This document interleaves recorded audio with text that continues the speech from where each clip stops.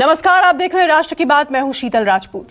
20 फरवरी को पंजाब की 117 सीटों पर विधानसभा चुनाव होने हैं, लेकिन चुनाव से पहले पंजाब में जबरदस्त सियासत हो रही है। नेता एक दूसरे पर पलटवार करने का कोई मौका छोड़ नहीं रहे और अब इन सब के बीच पंजाब की राजनीति और प्रचार की लड़ाई में उत्तर प्रदेश का एंगल भी जुड़ गया है। जी हाँ, यूपी का। वो किस तरह, आइए पहले थोड़ा विस्तार से समझते हैं।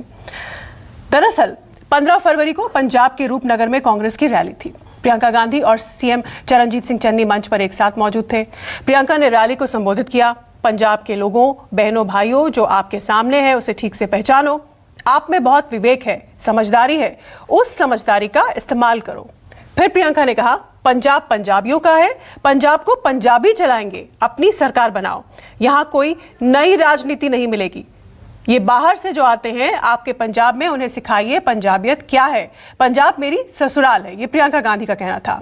प्रियंका के इतना बोलते ही सीएम चन्नी अपने हाथ में माइक लेते हैं और कहते हैं, प्रियंका पंजाब की बहू है, सारे पंजाबी एक हो जाओ, यूपी के भाइयों को पंजाब में फटकने नहीं देना है।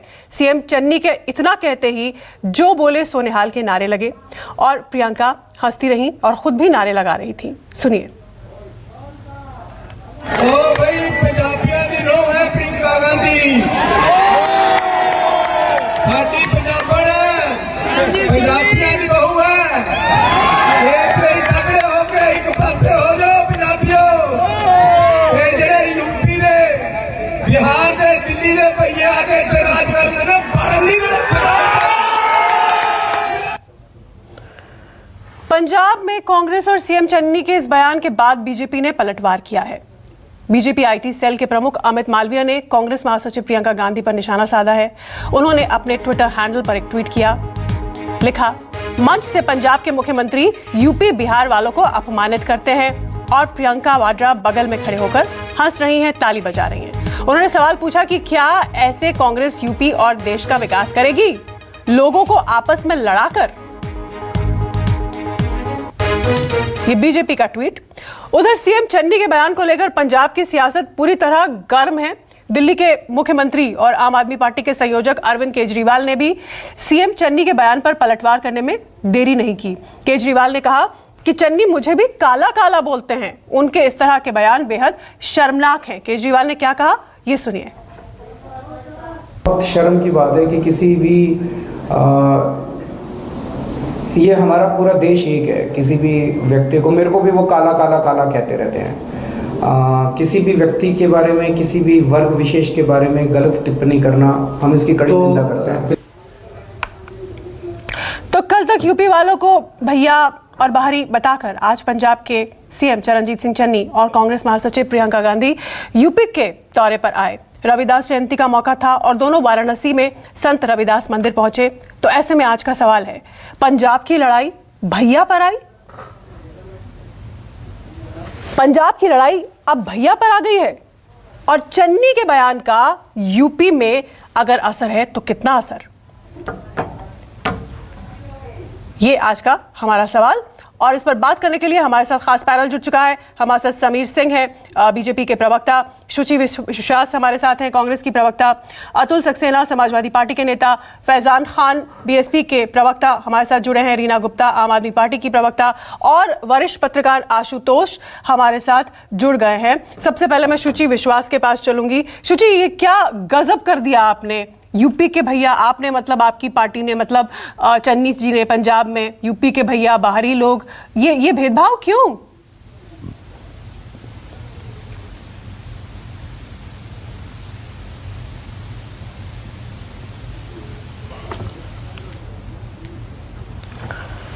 शुचि विश्वास से हमारा संपर्क नहीं हो पाया है। बीजेपी के प्रवक्ता के पास चलती हूं, वो हमारे साथ इस वक्त जुड़े हुए हैं।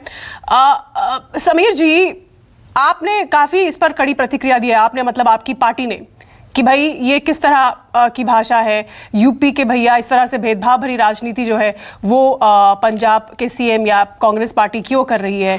आप आगे इस मुद्दे पर क्या करने वाले हैं? क्या यूपी के चुनाव पर इस मुद्दे का लाभ उठाने की कोशिश करेगी आपकी पार्टी? देखिए शीतल जी, लाभ और हानि तो एक अलग विषय है, लेकिन कांग्रेस पार्टी जिस तरह की राजनीति करती है, आपका ये राष्ट्र की बात का कार्यक्रम है, इस राष्ट्र की बात के कार्यक्रम में कांग्रेस पार्टी बंटवारे की राजनीति कर रही है और कांग्रेस के नेता बदजुबानी कर रहे हैं। यह सीएम चन्नी ही नहीं कर रहे, आप राहुल गांधी को ले लीजिए, आप प्रियंका वाड्रा को ले लीजिए, जिस प्रकार से उनके 1 दर्जन नेताओं ने हिंदुओं का अपमान किया, आप उनके बयानों को देखिए तो कांग्रेस की राजनीति ही नफरत की रही है, अलगाववाद की रही है, तुष्टीकरण की रही है, बंटवारे की रही है। यह सब बातें ये दर्शाती है कि कांग्रेस अपने खोते हुए जमीन को बचाने के लिए बौखलाहट में है और कहीं ना कहीं कांग्रेस हाशिए पे है। और उस हाशिए पर दिन प्रतिदिन इनके नेताओं के बयान के नाते, इनकी गतिविधि के नाते, इनके कार्यक्रम के नाते कांग्रेस हाशिए पे जा रही है। और कांग्रेस के मुख्यमंत्री का यह बयान और प्रियंका वाड्रा का समर्थन यह दर्शाता है कि कांग्रेस पार्टी सदैव देश का अपमान करती रही है, देश के लोगों का अपमान करती रही है, पूर्वांचल, बिहार और उत्तर प्रदेश के लोगों का अपमान करती, देश के विभिन्न भागों का भी अपमान करती रही है। कभी चाइना के समर्थन में खड़ा होना, कभी पाकिस्तान के समर्थन में खड़ा होना, देश के लोगों पर संशय पैदा करना, देश के जवानों पर संशय पैदा करना और देश के लोगों को अपमानित करना, ये कांग्रेस के एजेंडे में। ठीक है। शुचि विश्वास अब हमारे साथ कनेक्टेड है, कांग्रेस की प्रवक्ता। शुचि, जवाब दीजिए, चन्नी साहब ये क्या कह गए? पूरा विपक्ष हमलावर है कि यूपी के भैया। देखिए, भारतीय जनता पार्टी के प्रवक्ता चाइना का नाम तो ले रहे हैं, पहले तो उनको बधाई, वरना पाकिस्तान के अलावा तो किसी का नाम ही नहीं लेते हैं। बाबर, अकबर, औरंगजेब, तो आपको शुभकामनाएं। चाइना का आपने नाम लिया है, अगर पेंटागन रिपोर्ट पे भी ध्यान देंगे तो देश के अंदर और देश बाहर की दुर्लभ स्थिति से वाकिफ होंगे आप। और दूसरा, भारतीय जनता पार्टी की तो प्रवृत्ति है भाई, जितना बवाल बढ़ाया जाए और जितना आपस में विरोध बढ़ाया जाए, यहाँ किसको लड़ाया जाए, वहां किसको लड़ाया जाए। देखिए, चन्नी जी का स्पष्ट आशय था कि केजरीवाल जी जो भर भर कर संसाधन और अनाप शनाप माध्यमों से भीड़ को अन्य जगहों से लेकर जाते हैं, वह लोग उस राज्य में अपनी जड़ें न जमाने पाए। और उसका क्या औचित्य है, जो बाहर से भीड़ आती है उनको समर्थन उन्होंने वह बात कही, उसको किसी राज्य से जोड़कर और इस तरह उसको एक सेगमेंट को ट्वीट कर दिया। अमित मालवीय जी तो महामानव है, वो तो ये भी बता देते हैं कि कर्नाटक में चुनाव होगा कब, नतीजा निकलेगा कब, सरकार बनेगी कब। तो ये लोग तो अंदर एक डिवाइड तो क्रिएट होती है ना इससे, बाहरी राज्य के, बाहर के, मतलब देश तो एक ही है ना शुचि। नहीं, वो क्लिपिंग जो है वो उसको इस तरह से उन्होंने अमित मालवीय साहब ने किया है, मगर आप उसे अगर पूरा सुनते हैं, उन्होंने स्पष्ट कहा है कि केजरीवाल जी जो बाहर से भर भर के जो भीड़ लाते हैं, जो लोग वहां के नागरिक नहीं है, जिनके पास वोट का अधिकार नहीं है, जो परसेप्शन, जो नैरेटिव को क्रिएट करने की कोशिश कर रहे हैं और जो लड़ाई झगड़े का माहौल करके कई हिस्सों में बांटने की कोशिश कर रहे हैं, जिसमें अभी भारतीय जनता पार्टी के प्रवक्ता हाथ सेकने की कोशिश कर रहे थे, यह उनका प्रायोजन है। किसी राज्य को या किसी राज्य के लोगों को ऐसा कहने का कोई औचित्य नहीं है। हम सब भारतवासी हैं और हर राज्य को दूसरे राज्य पर गर्व है और ऐसी बिल्कुल होना भी चाहिए। आप आम आदमी पार्टी के पास चलती हूँ, फिर आशुतोष के पास चलूंगी। आम आदमी पार्टी की प्रवक्ता रीना हमारे साथ है। रीना, ये तो आप ही पर आरोप मढ़ रहे हैं, ये कह रहे हैं कि आप बाहर से लोगों को ला रहे हैं, आप समाज को बांटने की कोशिश कर रहे हैं, अरविंद केजरीवाल इस कवायद में जुटे हुए हैं। देखिए, बिल्कुल साफ हो चुका है कि कांग्रेस बहुत बुरी तरह हार रही है पंजाब में। तो जैसे जैसे चुनाव नजदीक आएंगे उनका डेस्परेशन बढ़ता जा रहा है और इस तरह के ऊल जुलूल वो आप देखेंगे बहुत वक्तव्य आएंगे। उसका कारण यही है कि 5 साल इन्होंने जो पंजाब का, जो इन्होंने लूटा है पंजाब को, जो पंजाब का इन्होंने खून चूसा है, चाहे ट्रांसपोर्ट का स्कैम हो, चाहे रेत का स्कैम हो, तो इनके पास दिखाने के लिए कुछ है ही नहीं कि पिछले 5 साल में आपने पंजाब में क्या किया। जब आपके पास दिखाने के लिए कुछ नहीं है तो आप कोशिश करेंगे कि आप जनता को भटकाएं, इधर उधर की फालतू की बातें करें, आप यूपी के भैया बोले आप, या बोले आप कि पंजाब में आग लग जाएगी। इस तरह के शर्मनाक बयान जो कांग्रेस के जो इतने बड़े बड़े नेता दे रहे हैं, उसका कारण यही है कि आप, और एक तरफ ये मान भी रहे हैं कि 4.5 साल जो है ये जो सरकार कांग्रेस की पंजाब में जो थी वो भारतीय जनता पार्टी दिल्ली से चला रही थी। मतलब आप बताइए, जब आप ये तक मानने के लिए तैयार हैं तो इससे ज्यादा शर्मनाक क्या हो सकता है। ठीक है। और जहां तक आम आदमी पार्टी का सवाल है शीतल जी, हम सिर्फ मुद्दों की बात कर रहे हैं। हम सिर्फ ये कह रहे हैं कि हमने जो दिल्ली में किया है वही हम पंजाब में करके दिखाएंगे। और पंजाब की जनता बिल्कुल, उनको क्लियर हो चुका है कि अकाली हो, चाहे कांग्रेस हो, चाहे भाजपा हो, किसी में कोई अंतर नहीं है, सबके सिर्फ नेता जो है वो अमीर होते हैं और वहां की आवाम गरीब होती जाती है। और जो उस तरह का आप देखिए, जिस तरह का हुजूम जो आ रहा है सारी रैलियों में, चाहे वो भगवंत मान की रैली हो, चाहे वो केजरीवाल जी की रैली हो, पंजाब की जनता पूरा मन बना चुकी है कि पूर्ण बहुमत से आम आदमी पार्टी की सरकार आने वाली है पंजाब में। ठीक है रीना, आपके पास लौटूंगी, आशुतोष के पास चलती हूँ। आशुतोष, आम आदमी पार्टी कह रही है कि ये स्थानीय कार्ड खेल रही है कांग्रेस अब डेस्परेशन में, क्योंकि आम आदमी पार्टी जीतने वाली है, पंजाब में सरकार बनाने वाली है। कांग्रेस कहती है कि हमारा ऐसा कोई मतलब ही नहीं था। आप इस पूरे विवाद को किस तरह से एनालाइज करते हैं? देखिए, मेरे लिए कहना तो बड़ा मुश्किल काम है कि दरअसल वहां पे कौन सी पार्टी जीत रही, कौन सी पार्टी नहीं जीत रही है। लेकिन आज की तारीख में ये जरूर पंजाब में लग रहा है कि आम आदमी पार्टी और कांग्रेस के बीच में फिलहाल टक्कर की लड़ाई है। अब कौन पार्टी आगे बढ़ती है, कौन सिंगल लार्जेस्ट पार्टी बनती है, कौन बहुमत का आंकड़ा लेकर आता है, ये तो कुछ दिनों के बाद ही पता चल पाएगा। लेकिन हाँ, जिस तरीके की बात चन्नी जी ने की है, मुझे लगता नहीं कि एक मुख्यमंत्री के पद पर बैठे हुए व्यक्ति को इस तरीके की बात करनी चाहिए।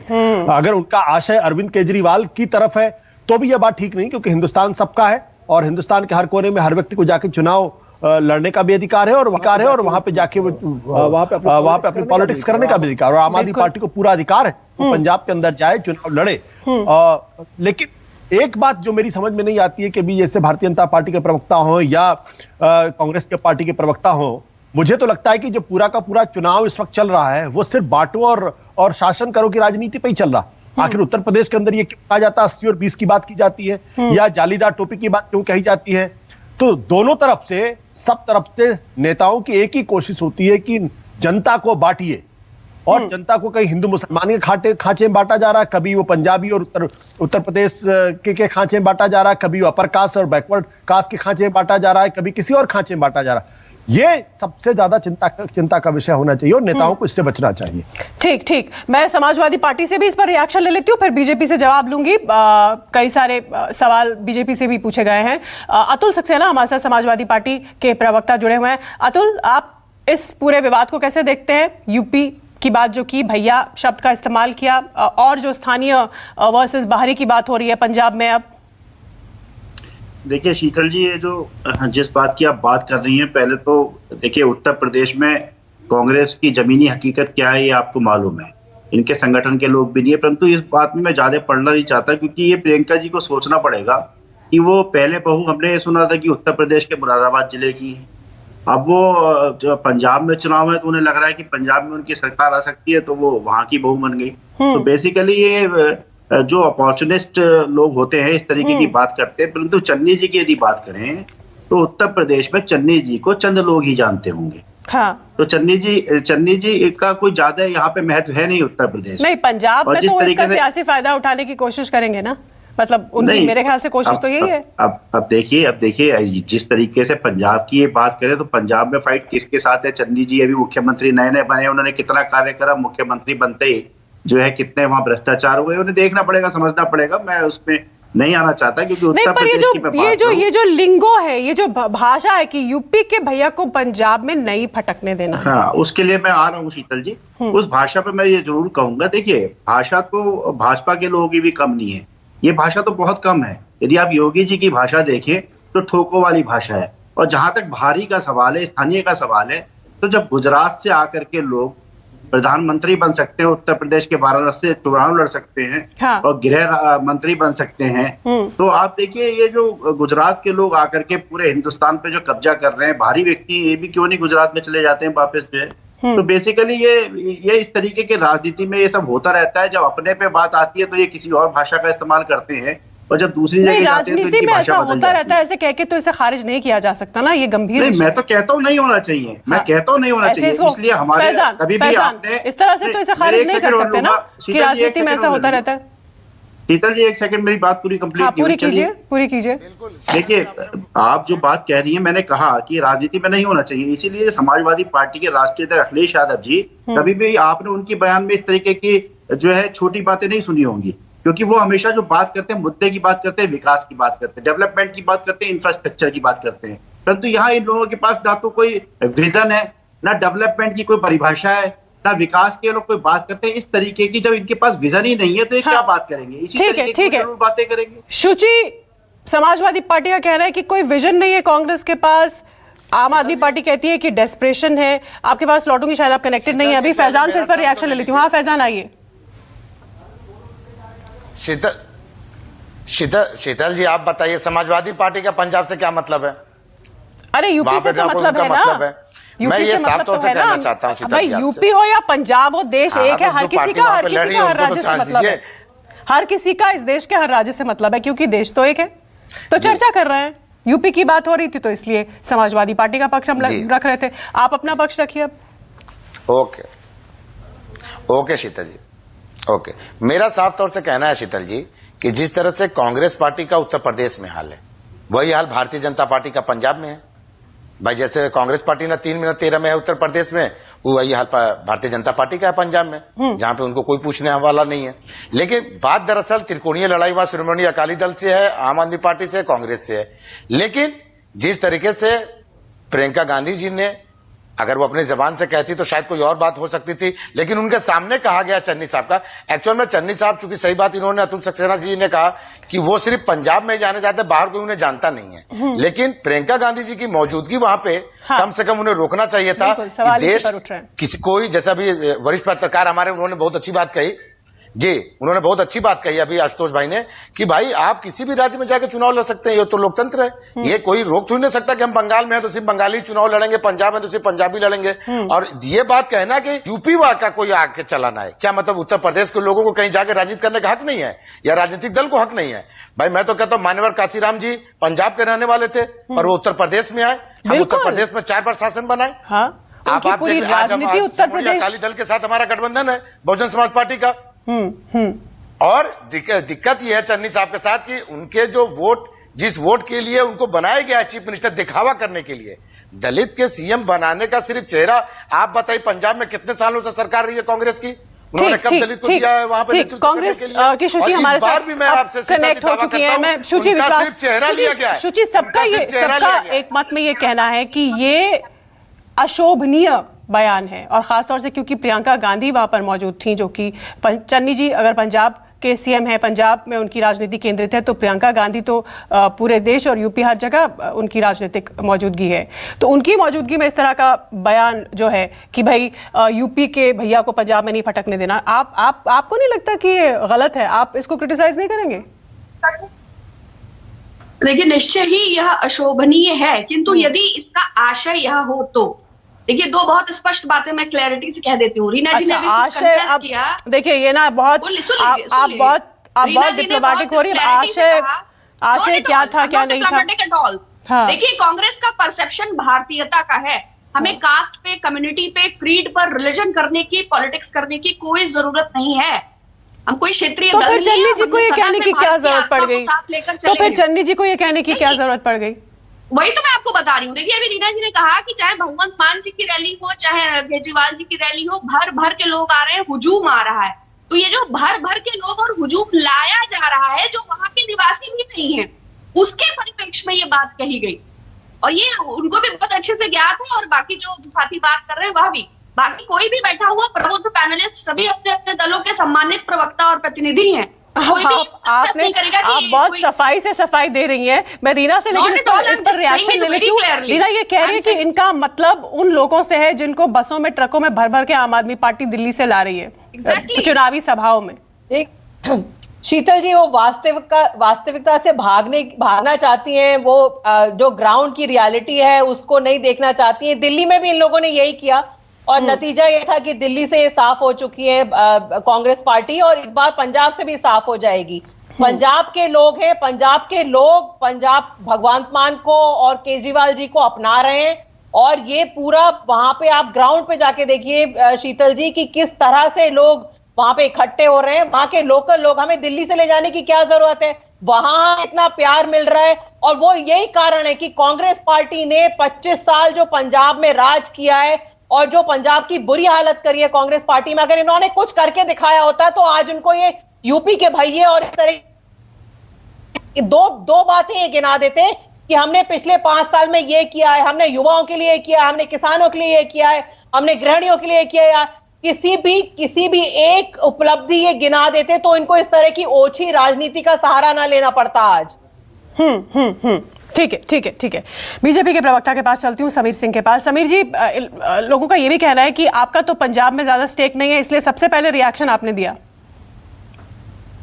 देखिए शीतल जी, पंजाब हो, उत्तर प्रदेश हो, बिहार हो, दिल्ली हो, बंगाल हो, मैं पूछना चाहता हूं कांग्रेस के प्रवक्ता से कि वो राष्ट्रीयता की बात कर रही थी, कम से कम आज उनके मुंह से राष्ट्रीयता आई, नहीं तो राहुल गांधी और प्रियंका वाड्रा तो बांटने की ही बात करती है और वही चन्नी कर रहे हैं।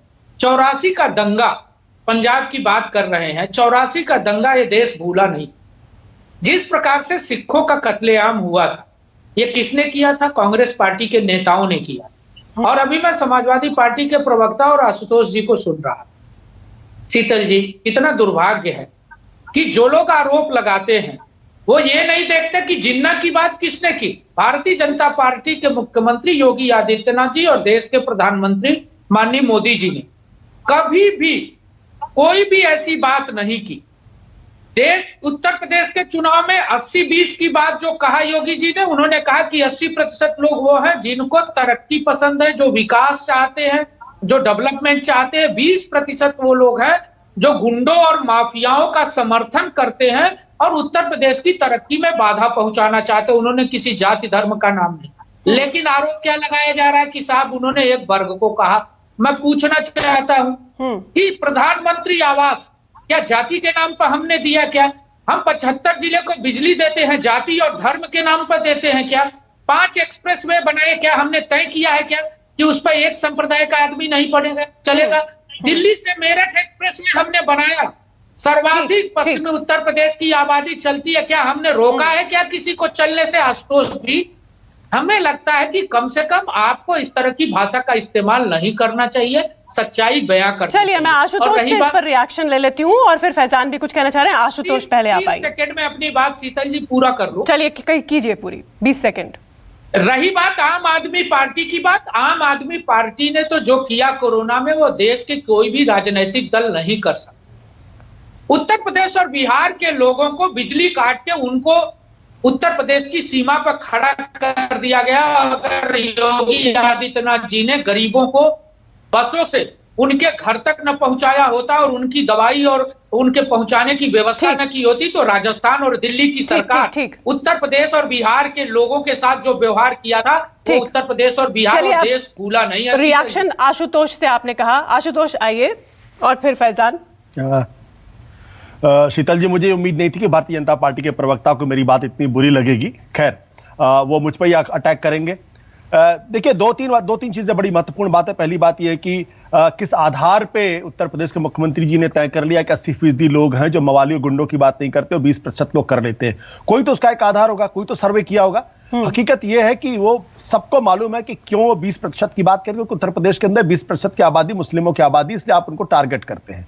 और समीर जी ने अच्छा किया कि उन्होंने केशव प्रसाद मौर्य का नाम नहीं लिया। वो जालीदार टोपी की बात किसने की थी? मैंने तो नहीं की थी। आपकी पार्टी के उप मुख्यमंत्री के पद पर बैठे हुए व्यक्ति ने यह बात कही थी और आपकी पार्टी की तरफ से उसका कोई खंडन भी नहीं आया। इस देश के प्रधानमंत्री शाहीन बाग के आंदोलन को कहते हैं कपड़ों से पहचान लेते हैं।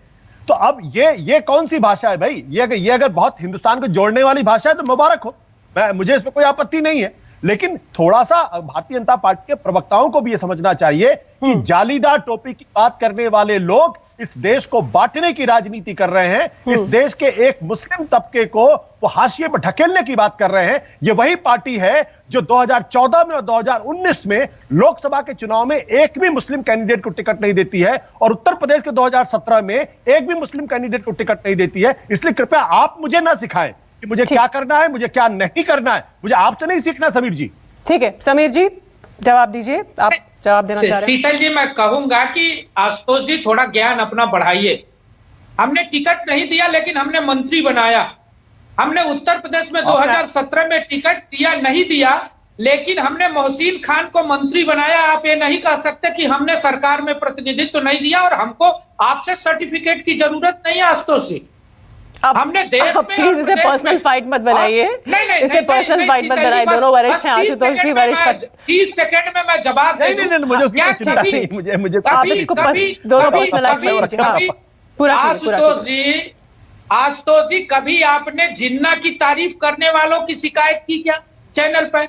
कभी आपने टीएस हसन और शफीकुर रहमान बर्क जिन्होंने अफगानिस्तान और तालिबान की वकालत की, जिन्होंने पाकिस्तान जिंदाबाद का नारा लगाया, जिन्होंने वंदे मातरम और तिरंगे का अपमान किया, समाजवादी पार्टी के सांसद है, क्या कभी आपके मुखार बिंदु से इनके बारे में भी कोई बात आई क्या?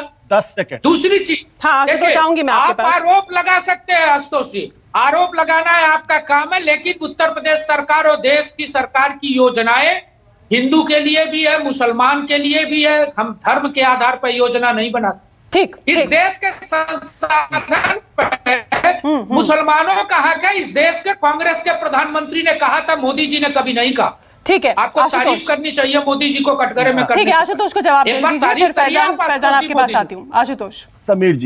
समीर जी, अभी आपने तिरंगे की बात की है। कर्नाटक के आपके नेता है ईश्वरप्पा, वो कहते हैं एक दिन तो तिरंगा जो है वो देश का झंडा नहीं होगा, भगवा झंडा होगा।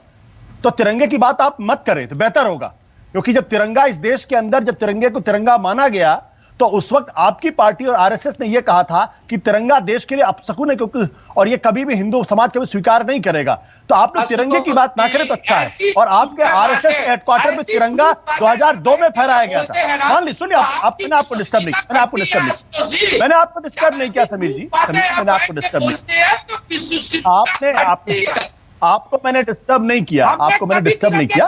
और आरएसएस के हेडक्वार्टर में 2002 में पहली बार तिरंगा फहराया गया, क्या दर्शाता है? तिरंगे का सम्मान किया है हमने कभी। चलिए, ठीक है, ठीक है, ठीक है, ठीक है, मुद्दे पे वापस लौटते हैं। मुद्दे पे फैजान, आप इस पर रिएक्शन देना चाह रहे थे, आइए।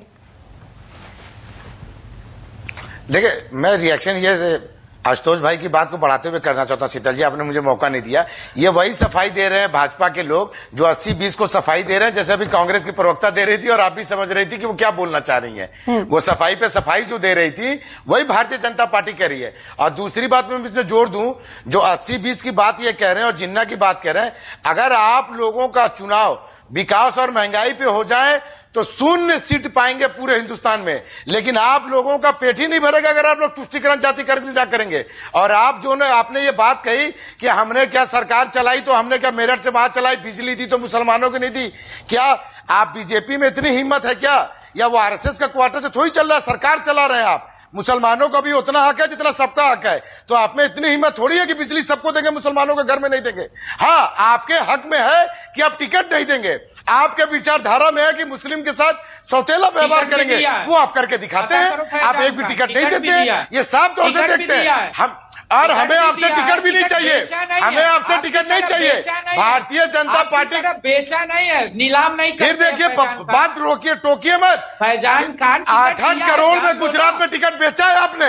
गुजरात में आपकी क्या हैसियत है पता चल जाएगा आपको। और आप जो हिंदू मुस्लिम की राजनीति कर रहे हैं, आप भगवाधारी आरएसएस विचारधारा देश में डालना चाहते हैं। संविधान विरोधी लोग हैं, आरक्षण विरोधी लोग हैं आप लोग। शीतल जी, पहले पता करो ना टिकट दिया कि भाई, मुझे नहीं पता करना है। फैजान खान, रामपुर में मैं जिला आप सुन लीजिए पहले समीर जी। दूसरी बात पता करो ना, फिर अरे भाई पूरी बात सुन लीजिए समीर जी। लगा रहे फर्जी क्या कह रहा हूँ, पूरी बात सुन लीजिए, फिर आप अपनी बात रखिए। आप अपने टर्म में बात रखिए, फर्जी आरोप नहीं। पूरा भारत आप पे आरोप लगा रहा है। आप लोग सिवाय हिंदू मुस्लिम के कोई राजनीति नहीं करते हैं। काम के ना काज के, दुश्मन अनाज के। नहीं, आप लोग क्या समझते हैं कि हम लोग यहाँ डिबेट में बैठ के हम बातें नहीं समझ रहे हैं? क्या न्यूज 24 के दर्शक नहीं समझ रहे कि आप लोग क्या कर रहे हैं? पूरे उत्तर प्रदेश, पूरे भारत में सिवाय हिंदू मुस्लिम के आप लोगों ने किया क्या है? आप लोग बताइए, देश को चैनल पर बैठने से पहले प्रतिष्ठित चैनल है भाई फैजान खान, नीति आयोग का रिपोर्ट, चैनल पे बैठ के नीति आयोग के रिपोर्ट में कहा गया है। चलिए चलिए चलिए, वापस लौटिए, वापस लौटिए, वापस लौटिए। ठीक है, ठीक है, ठीक है, ठीक है, हो गया। रीना गुप्ता, आम आदमी पार्टी। देखिए शीतल, जनता पार्टी से छुट्टी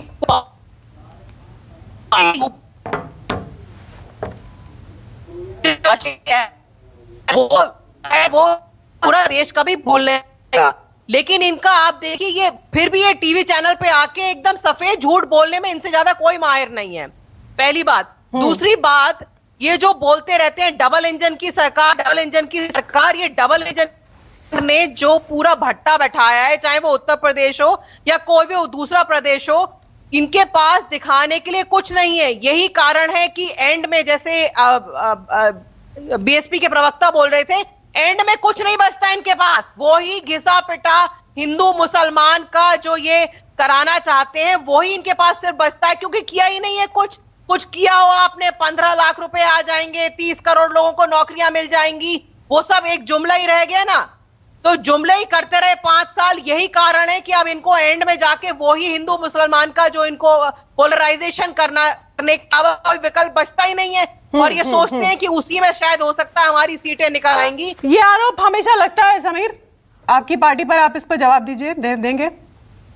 देखिए शीतल जी, जो लोग ऑक्सीजन ब्लैक कर रहे थे कोरोना काल में, जिन्होंने उत्तर प्रदेश बिहार के लोगों को भगा दिया, हमने कभी भी इस तरह की हरकतों को बर्दाश्त नहीं किया। हमने हमेशा, बीजेपी ने हमेशा इस तरह के लोगों को बेनकाब किया और लोगों के खिलाफ कार्रवाइयां की है। सुप्रीम कोर्ट ने कहा कि दिल्ली सरकार के मंत्री और दिल्ली सरकार के नेता, आम आदमी पार्टी के नेता ऑक्सीजन ब्लैक कर रहे थे। ऑडिट हुई तो क्या हुआ आम आदमी पार्टी का? बिजली के तार काट दिए गए, जो फ्री बिजली देने की बात कही गई थी, और उत्तर प्रदेश के बिहार के लोगों को भगा दिया गया। हॉस्पिटल्स में इनके पास जगह नहीं थी, ये कोई व्यवस्था नहीं कर पाए, और ये दिल्ली मॉडल की बात करते हैं। और बसपा के प्रवक्ता भी कह रहे थे, मैं पूछना चाहता हूँ, रामपुर की स्वार्थ टांडा सीट से कौन लड़ रहा है, इन्हें पता ही नहीं। ऑक्सीजन से कोई मौत नहीं हुई कोरोना काल में। बसपा के समीर सिंह जी, पता ही नहीं होगा, आपको पता नहीं उत्तर प्रदेश में आप लोगों ने तो ये डेटा दिया कि ऑक्सीजन से कोई मरा ही नहीं। जनता पार्टी किसको लड़ा रही है? आप लोगों ने भर भर के बड़ा किया कोरोना काल में। अच्छा, मुझे ये बताइए, मेरा एक बड़ा बेसिक सा सवाल है, मेरा बड़ा एक बेसिक सा सवाल है, और मेरा ये सवाल सभी से है, आम आदमी पार्टी से भी है, कांग्रेस से भी है, बीजेपी से भी है, सभी से। जो पंजाब की हम बात करें तो पंजाब के कॉन्टेक्स्ट में पूछूंगी। पहले ये बताइए कि चुनाव से पहले ही मुफ्त की रेवड़ियां क्यों बांटते हैं आप? मुफ्त बिजली, मुफ्त सब कुछ, चुनाव से पहले, चुनाव से कुछ माह पहले, उसके बाद आप भूल जाते हैं। आम आदमी पार्टी भी इसका जवाब दे, कांग्रेस भी दे, क्योंकि भर भर के रेवड़ियां सभी ने बांटी हैं अभी चुनाव के मौके पर पंजाब में। रीना, दिल्ली में जो भी कुछ बोला था, मुफ्त बिजली, मुफ्त पानी, मुफ्त बस ट्रैवल, तो एक एक वादा पूरा किया है। ये हम भारतीय जनता पार्टी या कांग्रेस की तरह नहीं है कि कुछ भी बोल के और चले जाएं, उसको पूरा नहीं करें। एक वादा आप मुझे बता दीजिए दिल्ली में जो कि आम आदमी पार्टी एक ऑनेस्ट सरकार चलाती है। हमारे नेताओं के स्विस बैंक अकाउंट में पैसे नहीं जाते हैं, हमारी नेताओं की बड़ी बड़ी कोठियां जाती हैं, हमारे नेता विदेशों में पैसा नहीं छुपाते हैं। यही कारण है कि उसी बजट में, वो सेम बजट था जो शीला दीक्षित के टाइम में था, वो सेम बजट है जो केजरीवाल के टाइम में। ठीक है, कांग्रेस के पास चलती हूँ क्योंकि समय भी हमारे पास ज्यादा बचा नहीं। मैं कांग्रेस के पास चलती हूँ, कांग्रेस की प्रवक्ता के पास। कांग्रेस, शुचि, आपने 5 साल पंजाब में सरकार चलाई, आपने इस दौरान, उसके बाद फिर सीएम भी बदले, तमाम तरह के आरोप, तमाम तरह के घोटालों के आरोप, माफिया का, चाहे रेत माफिया, ये सब लगते आ रहे हैं, अब तक लगते आ रहे हैं, करप्शन के आरोप अब तक लगते आ रहे हैं। और इस सब के बीच अब उस होड़ में आपकी पार्टी भी आ गई। क्या दबाव में थी कि मुफ्त बिजली, रोजगार? जितने आरोप पूर्व में लगे हैं, कोई सिद्ध हुआ? विनोद राय ने हलफनामा क्या दिया था, और अभी आपकी प्रवक्ता ने बताया कि कोई एक बात बता दीजिए जो हमने पूरी ना की हो। भाई, अन्ना आंदोलन लोकपाल के लिए आया था, समय तो इतना हो गया, लोकपाल कहाँ है? और भारतीय जनता पार्टी के पद चिन्हों पर चलते हुए करदाताओं के टैक्स पेयर्स के पैसे से 600 करोड़ रुपए का ऐड सालाना कर रहे हैं केजरीवाल साहब, तो क्या ये उचित है? और शीला दीक्षित जी ने जो दिल्ली को खड़ा किया था, उसी पर आप खड़ी है। ये बिजली पानी का हमने बहुत दशकों कांग्रेस ने अकेले सरकार चलाई है, और हम एडवर्टाइजिंग, ब्रांडिंग और प्रमोशन बाकी व्याख्या कर दी। जो गांधी के देश में गोडसे के उत्तराधिकारी इस समय शासन में हैं, जो गांधी को गाली देने के लिए धर्म संसद का आयोजन करते हैं, अब कल आप कालीचरण को मुख्यमंत्री घोषित करते हैं तो कोई बात नहीं है, क्योंकि टॉक्सिक और हेट स्पीचेस के लिए तो श्रीमती योगी आदित्यनाथ जी बहुत फेमस है, और टिकट आपने नहीं दी उत्तर प्रदेश में, कोई बात नहीं। बेचारे वसीम रिजवी, जितेंद्र नारायण त्यागी हो गए, धर्म संसद में भी गए, कम से कम कुछ तो लज्जा रखते। तो इसलिए किसका क्या चाल चरित्र और चेहरा है, और कांग्रेस ने क्या किया? अरे आज जो 5 किलो चावल, 1 किलो चना दे रहे हैं, ये विश्व गुरु बनाने के लिए निकले थे। और फूड सिक्योरिटी बिल जो खाद्यान्न का अधिकार है ये कांग्रेस की देन है। जो शिक्षा का अधिकार है, ये मनरेगा जिसको विफलताओं का स्मारक कहा था। अगर आप भारतीय जनता पार्टी की सरकार की बात करें तो सभी बजट कम किए गए हैं। तो डेकोरेशन करना एक अलग बात है। देश को तो कांग्रेस ने चलाया है, देशवासियों को कांग्रेस ने सशक्त किया है। और आज ये जो हिंदू मुसलमान कास्ट कम्युनिटी क्रिएट जाती है, ठीक है समीर सिंह, समय हमारे पास ज्यादा नहीं है तो मैं सबके पास जाना चाहती हूँ एक बार फिर से। समीर सिंह, आप इस पर जवाब प्रतिक्रिया देना चाहते थे, आपने हाथ खड़ा किया था, आइए। पंजाब से किसको फोन आता है, पंजाब में किसको पाकिस्तान से फोन आता है, ये देश जानता है। आज सुची जी सबकी बात कर रही थी। पंजाब का कत्लेआम कांग्रेस के जिम्मे है, देश के अंदर अलगाववाद और हिंसा कांग्रेस के जिम्मे है। कांग्रेस के नेता राहुल गांधी अमेठी हारते हैं तो कहां जाते हैं, वायनाड जाते हैं। अमेठी से वायनाड के बीच उनको कोई सीट नहीं मिल रही थी, अमेठी से वायनाड क्यों गए ये सुची जी नहीं बताएंगी। लेकिन मैं बताना चाहता हूं आपको कि कांग्रेस का चेहरा देश देख चुका है, उजागर हो चुका है। इनके अलगाववाद की, इनके हिंसा की, देश के खिलाफ षड्यंत्र की, ये सब इनके 1 दर्जन नेताओं ने जिस तरह से देश के लोगों का अपमान किया है वो देश समझ चुका है और ये हाशिए पे है। कांग्रेस की दाल अब नहीं गलने वाली है। प्रियंका जी भी बेनकाब हो चुकी हैं रायबरेली और अमेठी के चुनाव में। पंजाब और उत्तर प्रदेश में ये हाशिए पे है। लेकिन मैं इतना जरूर कहूंगा कि उत्तर प्रदेश में चुनाव हो रहा है, पंजाब में भी चुनाव हो रहा है और भारतीय जनता पार्टी की नीतियां सबका साथ, सबका विकास और सबके विश्वास का है। माननीय प्रधानमंत्री जी ने जो भी योजनाएं बनाई हैं, कहीं के लिए भी, देश के लिए भी, वो सबके विकास की है, सबके साथ की है। हमने जो भी योजना बनाई कोई धर्म जात के आधार पर नहीं बनाई। मैं पूछना चाहता हूं कि आखिर उत्तर प्रदेश में कांग्रेस और सपा का गठबंधन था। यूपीए 1, यूपीए 2 में बसपा सपा कांग्रेस के साथ थी। 14 के बाद प्रधानमंत्री बनने के बाद समाजवादी पार्टी की सरकार थी। उत्तर प्रदेश में सरकार की योजनाएं क्यों नहीं लागू हुई? प्रधानमंत्री आवास, उज्ज्वला, बिजली कनेक्शन, सड़कों की स्थिति क्यों नहीं ठीक हुई? ये जवाब कांग्रेस को भी देना चाहिए।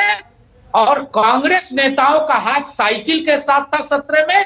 और गायत्री प्रजापति बलात्कारी अमेठी के विधायक थे, मंत्री थे, उनके क्षेत्र से 2 लड़कों की जोड़ी ने चुनाव अभियान की शुरुआत की थी। और उत्तर प्रदेश में हाशिए पे है, कांग्रेस भी है और समाजवादी पार्टी भी है। 44 सीटें मिली थी। और कांग्रेस कहाँ है ये कांग्रेस स्वयं नहीं बता सकती है। शीतल जी, उत्तर प्रदेश में हमने लागू किया है, हमने देश में भी लागू किया है। हमारे लिए देश प्रथम है, हमारे लिए आम आदमी की जरूरतें प्रथम है और हम उन चीजों को पूरा करने का काम कर रहे हैं। हम नफरत का बीज नहीं बो रहे हैं, हम विकास और तरक्की का बीज बो रहे हैं, जिसके नाते आज देश का समर्थन बीज नहीं बो रहे, हम विकास और तरक्की का बीज बो रहे हैं, बीजेपी ये कह रही है। फैजान, आइए। शीतल जी, प्रवक्ता बीजेपी ने शायद बताया नहीं कि वो जो है सबका साथ सबका विकास नहीं, सबका सर्वनाश करने के लिए आए हैं। दूसरी बात जो इन्होंने कहा डबल इंजन की सरकार, डबल इंजन सरकार में भारतीय जनता पार्टी के प्रवक्ता बताए, भाई साहब महंगाई तो पेट्रोल डीजल का इतना बढ़ा कर दिया, गाड़ी आगे बढ़ाओगे कैसे आप पहले बताइए। महंगाई, बेरोजगारी, और आपका बुलेट ट्रेन कहाँ है कि आप डबल इंजन की सरकार लेके चल रहे हैं? बुलेट ट्रेन आ जाती तो सिंगल चलते आप तो। आपका स्मार्ट सिटी कहां पर है? आपका 2 करोड़ नौजवानों को कहा, 700 किसानों को शहीद कर दिया। और आपकी कानून व्यवस्था यह है कि गुंडे और माफिया क्रिकेट खेलते हैं पुलिस लाइन के बाहर, लेकिन आपको दिखता क्या? एक चश्मे से सिर्फ मुसलमान दिखता है। क्यों? क्योंकि आप में हिम्मत नहीं है सर्व समाज की बात करने के लिए। 52,000 नहीं, आप ऐसी अगर बात करेंगे। और दूसरी बात आपको बता दें, महबूबा मुफ्ती के साथ किसने गठबंधन किया था? और वीपी सिंह की सरकार में जब पलायन कर रहे थे कश्मीरी पंडित, तो किसका सपोर्ट था सेंटर को? भारतीय जनता पार्टी का सपोर्ट था। थोड़ा सा डेटा पढ़ के आया करो भाई साहब। और बोलने के सब कुछ न रहा करे तो उल्टा सीधा बयान मत दो। ये 24 है आपका। 52,000 करोड़ रुपए भ्रष्टाचार कहाँ लगे? 52,000 करोड़ रुपए नोएडा का भ्रष्टाचार समाजवादी पार्टी कहाँ गया? तुष्टिकरण करने के लिए आके बैठे हुए हैं। बुलेट ट्रेन लग जाएंगे, चले डबल। चलो वापस पंजाब में लौटते हैं, आशुतोष के पास चलूंगी। ठीक है आशुतोष, जिस विषय पर हम बात कर रहे थे, चन्नी के बयान पर, तो ये चन्नी का बयान जो आया है, जो उन्होंने दिया, यूपी के भैया और ये तमाम बातें बोली बाहरी, तो और पिछले कुछ समय से हम देख रहे हैं कि कांग्रेस पार्टी लगातार घोषणाएं भी करती आ रही है, कुछ माह में चन्नी जी के आने के बाद से, आम आदमी पार्टी ने भी उससे पहले की। तो क्या ये एक्ट्स ऑफ डेस्परेशन लग रहे हैं, खासतौर से ये स्टेटमेंट अब आखिरी एक लास्ट डिच एफर्ट जिसको बोलते हैं कि भाई चुनाव से पहले? शीतल जी, दो चीजें। पहली बात यह है कि कांग्रेस पार्टी को इस वक्त पंजाब में वाकई में दिक्कत का सामना करना पड़ रहा है, और कांग्रेस पार्टी जो 2 महीने पहले सोचे बैठी थी कि दरअसल उनकी सरकार आसानी से बन जाएगी, वैसा होता दिखाई नहीं पड़ रहा है। और इसके लिए कांग्रेस पार्टी खुद जिम्मेदार है। कांग्रेस पार्टी के जो बड़े पदों में बैठे हुए नेता, चाहे वो सिद्धू हो, चाहे वो जाखड़ हो, चाहे वो मनीष तिवारी हो या और लोग हो, जिस तरीके से बयानबाजियां की हैं वो पार्टी को नुकसान पहुंचा रही हैं, और इस वजह से अब उनको लग रहा है कि कुछ ऐसा करना पड़ेगा जिसकी वजह से अगर पोलराइजेशन संभव है तो कर ले। दूसरी बात, अभी आपने फ्रीबीज की बात की थी, मुझे लगता है कि इस देश के अंदर एक अलग तरीके की परंपरा शुरू हो गई है, वो है वोटरों को घूस देने की परंपरा। बजाय आप इंफ्रास्ट्रक्चर को मजबूत करने के, बजाय इस देश के इंडस्ट्रियलाइजेशन के प्रोसेस को मजबूत करने के, आप अगर ये कहते हैं कि हम 200 यूनिट बिजली फ्री करेंगे या 300 यूनिट बिजली फ्री करेंगे, तो ये नौबत क्यों आ रही है? आप ऐसी अर्थव्यवस्था ऐसी करिए ताकि हर आदमी की पर कैपिटा इनकम बढ़े। पर कैपिटा इनकम बढ़ेगी तो आदमी उसको अफोर्ड कर पाएगा, लेकिन बजाय उसके आप घूस देने की कोशिश करें। आप तमिलनाडु के अंदर अगर आप देखिए, कहीं कोई स्कूटी बांट रहा है, कहीं कोई रेफ्रिजरेटर पे बांट रहा है, कहीं कोई कुकर बांट रहा है। क्यों ये करने की जरूरत पड़ रही है? अगर आप लोगों की पर कैपिटा इनकम बढ़ेगी, इकोनॉमिक डेवलपमेंट होगा, तो ऐसा नहीं होगा। आपको अमेरिका में तो ये नहीं दिखाई पड़ता है, आपको यूरोपियन कंट्रीज में तो ये नहीं दिखाई पड़ता है। वहां नीतियों के ऊपर बातचीत होती है, यहां चूंकि इस देश के नेताओं ने नीतियों पर बात करना बंद कर दिया। अभी बीजेपी के प्रवक्ता कह रहे थे कि हम विकास की बीज अरे भाई 8 साल हो गए, विकास की बीज कब तक डालेंगे? अब तक तो पेड़ उगाना चाहिए, पेड़ तो उगा नहीं है। कांग्रेस पार्टी और आम आदमी पार्टी क्यों 200 यूनिट बिजली की बात कर रही है? आप बोलिए ना कि हम पंजाब के लोगों का पर कैपिटा इनकम, जो पंजाब जो हिंदुस्तान का सबसे अमीर प्रदेश हुआ करता था, जिसने हरित क्रांति दी, आज उसकी हालत यह है कि बैंक्रप्सी के कगार पे पहुंचा हुआ।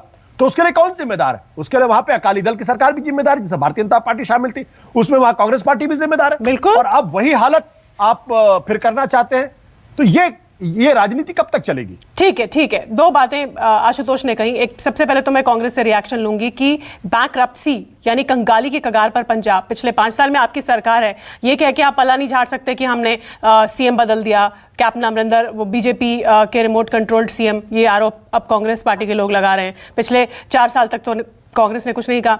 तो मतलब इस तरह से आप पल्ला नहीं झाड़ सकते। ये तो बात फैक्ट है कि 5 साल आपकी सरकार थी वहां, और अगर आज की तारीख में आर्थिक तंगी से गुजर रहा है पंजाब और कंगाली की कगार पर है, तो आपकी सरकार जिम्मेदार है। ये जिम्मेदारी आपको कबूलनी चाहिए।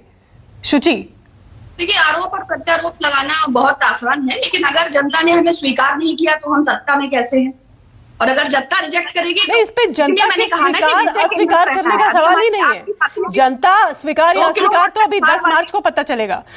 बात हम कर रहे हैं कि पिछले 5 साल में जो आर्थिक कंगाली के दौर से गुजर रहा है पंजाब, जो जिस स्थिति में आकर खड़ा हो गया है, उसकी हम बात कर रहे हैं। और पिछले 5 साल की जिम्मेदारी आपकी है क्योंकि आप सत्ता में थे। देखिए, ऐसे तो हमारी 70 वर्ष की जिम्मेदारी है, भूदान आंदोलन से लेके सर्वोदय आंदोलन तक, हरित क्रांति से लेके दुग्ध क्रांति तक, और देश में जब सुई नहीं बनती थी तो इस स्थिति तक सशक्त करने तक इस सरकार ने क्या किया है? सिवाय देश को डुबोने के, आप केंद्र की सरकार से भटक रहे हैं, आप उसको जनरलाइज कर रहे हैं। मैं विषय से नहीं भटक रही हम उसको पंजाब सेंट्रिक कर रहे हैं, आप उसको जनरलाइज कर रहे हैं। लेकिन वास्तविकता इसके विपरीत है। देश को सशक्त करने में कांग्रेस की जो भूमिका है उस पर हमारा पूरा एनसीईआरटी का सिलेबस केंद्रित है। लेकिन ये कह देना कि नहीं, यह आर्थिक कंगाली पर है, वह करती, जो सरकार हजारों करोड़ रुपया का ऐड अपने लिए करती है, वह सरकार देश के नागरिकों को सुरक्षा नहीं दे सकती, वह देश के नागरिकों को समृद्ध नहीं कर सकती। ऐड तो हमने चलिए ठीक है, वक्त नहीं हमारे पास। रीना के पास चलती हूँ, क्योंकि फ्रीबीज की भी बात जो है उसको हम कर रहे थे, और आशुतोष ने जैसे कहा कि ये लोगों को घूस देने की स्ट्रैटेजी, रणनीति दक्षिण में बहुत तेजी से होती थी। ये हमने तमिलनाडु में, दक्षिण की राजनीति में बहुत देखा है, और उत्तर में अगर इसको लाने का श्रेय किसी को जाता है, किसी के सर बनता है, तो वो बहुत हद तक आम आदमी पार्टी के। तो ये जनता को घूस देने की बजाय पर कैपिटा या नीतियों के ऊपर काम करने की बात क्यों नहीं करते आप? देखिए शीतल जी, इसको घूस कहना बिल्कुल गलत होगा। हर सरकार का कर्तव्य होता है कि जो बेसिक सर्विसेज होती हैं, मूलभूत सुविधाएं, बिजली, पानी, स्वास्थ्य, शिक्षा, ये प्रोवाइड करना हर सिटीजन के लिए बेसिक एक क्वालिटी ऑफ लाइफ प्रोवाइड करना बहुत जरूरी होता है। इसको स्मार्ट सब्सिडी बोला जाता है, इसको घूस और फ्रीबी कह के इसको अपमान मत करिए आप।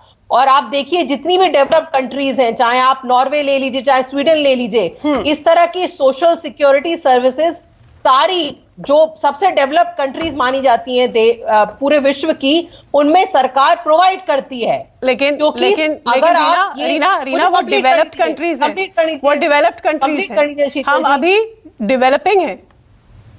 एग्जैक्टली तो अगर आप ये बेसिक सुविधाएं अगर आप देंगे अपने आवाम को, तभी वो जो है वो प्रोडक्टिव इकोनॉमिक एक्टिविटी में पार्टिसिपेट कर सकेंगे। अगर आप उनको ये बेसिक सुविधाएं नहीं देंगे तो वो उनका पूरा टाइम जो है बेसिक सुविधाओं को अपने उगाने में ही पूरा टाइम चला जाएगा। तो ये तो बहुत ही अच्छा, ये जो जिनको नोबेल लॉरिएट्स हैं उन्होंने तक इस बात की प्रशंसा की है कि आम आदमी पार्टी की सरकार ने जो बेसिक सुविधाएं फ्री में मुहैया कराई हैं, इससे अच्छा इकोनॉमिक इंसेंटिव कुछ नहीं हो सकता। चलिए ठीक है, वक्त खत्म हो चुका है। आशुतोष क्लोजिंग कमेंट देना चाहते हैं? आशुतोष कुछ सेकंड्स, 30 सेकंड है हमारे पास। नहीं, मुझे लगता है कि रीना जी सही बात नहीं कर रही हैं। बेसिक फैसिलिटी का मतलब यह कि आप लोगों को साफ पानी प्रोवाइड करिए, सस्ते दाम पे प्रोवाइड, सस्ती बिजली प्रोवाइड करिए। ये नहीं कि आप उनके लिए 200 यूनिट फ्री करने की बात कर रहे हैं। आप अच्छी सड़कें प्रोवाइड करिए, अच्छा एजुकेशन प्रोवाइड करिए, आप क्वालिटी एजुकेशन प्रोवाइड करिए। वो नहीं किया जा रहा है और इस देश के अंदर कोई भी सरकार नहीं कर पा रही। आप देखिए जो हमारे यहाँ हेल्थ क्राइसिस हुई वो क्यों हुई? आप ऑक्सीजन के लिए लोगों की जाने गई हैं। किस वेस्टर्न कंट्रीज में ऑक्सीजन के लिए लोगों की जाने गई? हमारे और आपके परिवार के लोग मरे। क्या इस देश की सरकारें इतनी नकारा इतनी निकम्मी हैं कि वो लोगों को ऑक्सीजन नहीं प्रोवाइड कर सकती थी, हॉस्पिटल के बेड प्रोवाइड नहीं कर सकती थी? उस पर ध्यान नहीं है। ध्यान ये कैसे 200 यूनिट 300 यूनिट बिजली फ्री करके हम मुफ्त में लोगों का वोट ले सके। सीधी सी बात यह।